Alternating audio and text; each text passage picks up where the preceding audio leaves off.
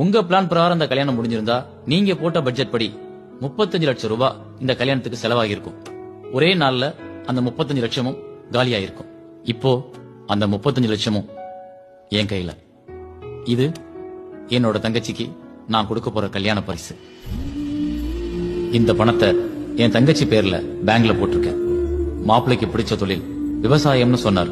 அவர் பேர்ல பொள்ளாச்சிக்கு பக்கமா ஒரு 25 ஏக்கர் நிலம் 5 வருஷம் லீஸுக்கு ரெஜிஸ்டர் பண்ணிருக்கேன்.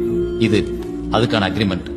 அவர் உழைப்புல 5 வருஷம் கஷ்டப்பட்டா அதை அவரே சொந்தமாக்கிக்கலாம். பிடிச்ச தொழிலும் அன்பான குடும்பமும் அமைஞ்சிட்டா யாருடைய வாழ்க்கையிலையும் பிரச்சனைகள் வராது. பொருளாதார ரீதியா வர்ற பிரச்சனைகளாலதான் நிறைய குடும்பங்கள்ல டைவர்ஸ் வரைக்கும் போகுது. நம்ம கிட்ட இருக்கிற பணத்தை திருமண சடங்கு சம்பிரதாயம்ன்ற பேர்ல ஒரு நாள் விசேஷத்துக்காக எல்லாத்தையும் செலவு செஞ்சுட்டு 6 மாசத்துல குடும்பம் நடத்த பணம் இல்லாம கணவன் மனைவிக்குள்ள பிரச்சனைகள் வருது. அந்த ஆரம்பம் தான் அடுத்தடுத்து அவங்களுக்குள்ள கேப் போறதுக்கு காரணமா இருக்கு.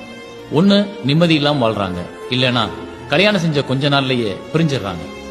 இது போல எந்த காரணங்களுக்காகவும் என்னோட தங்கச்சி வாழ்க்கை அப்படியெல்லாம் ஆகிடக்கூடாதுன்ற ஒரு நல்ல எண்ணத்துலதான் நான் எல்லா செலவுகளையும் குறைக்கிறதுக்காக இப்படி நடந்துகிட்டேன்.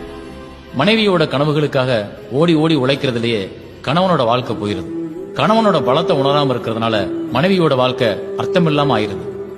கல்யாணம்ங்கிறது 6 மாசம் சந்தோஷமா இருக்கிறது இல்ல, ஆயுள் முழுக்க சந்தோஷமா இருக்கிறது.